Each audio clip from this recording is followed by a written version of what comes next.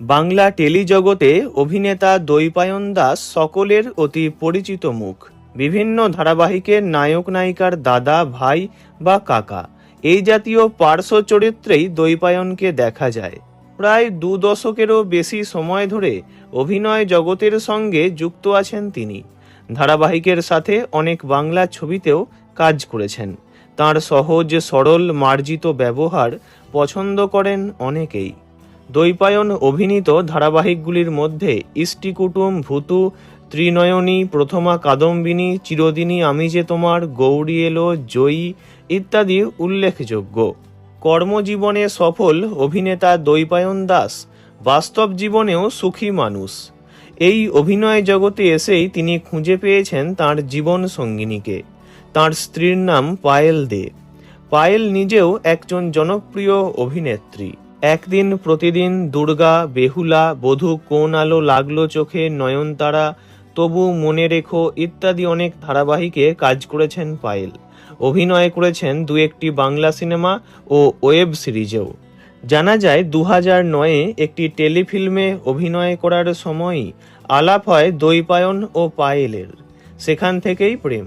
বছর 3 প্রেম করার পর 3রা ফেব্রুয়ারি 2012-এ দুজনে বিবাহ বন্ধনে আবদ্ধ হন।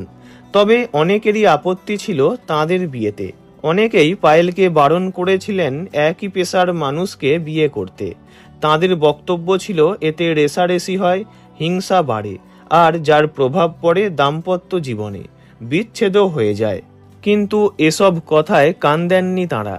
সহশিল্পীকে বিয়ে করে ইতিমধ্যেই 13 বছরের সুখী দাম্পত্য জীবন অতিবাহিত করে ফেলেছেন।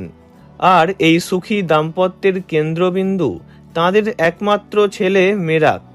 2019-এর 3রা এপ্রিল মেরাকের জন্ম হয়।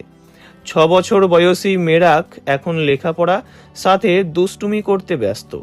তাঁরা তাদের ছেলেকে আদর করে আউলি বলে ডাকেন। দুজনেই যেহেতু অভিনয়ে ব্যস্ত থাকেন, তাই ছেলেকে ঠিকমতো সময় দিতে পারেন না। দিনের অনেকটা সময় দাদু ঠাকুমার কাছেই আদর যত্নে থাকে ছোট্ট মেরাক। তবে কাজের শেষে ছেলেকে একটু সময় দেওয়ার চেষ্টা করেন তাঁরা। স্ত্রী ও ছেলেকে নিয়ে দেশ বিদেশের নানান জায়গায় বেড়াতে যান দৈপায়ন।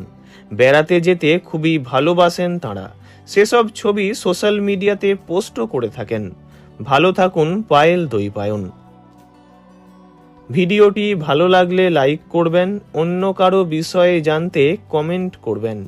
আর এমনই সব ভিডিও পেতে চ্যানেলটি অবশ্যই সাবস্ক্রাইব করবেন। ধন্যবাদ।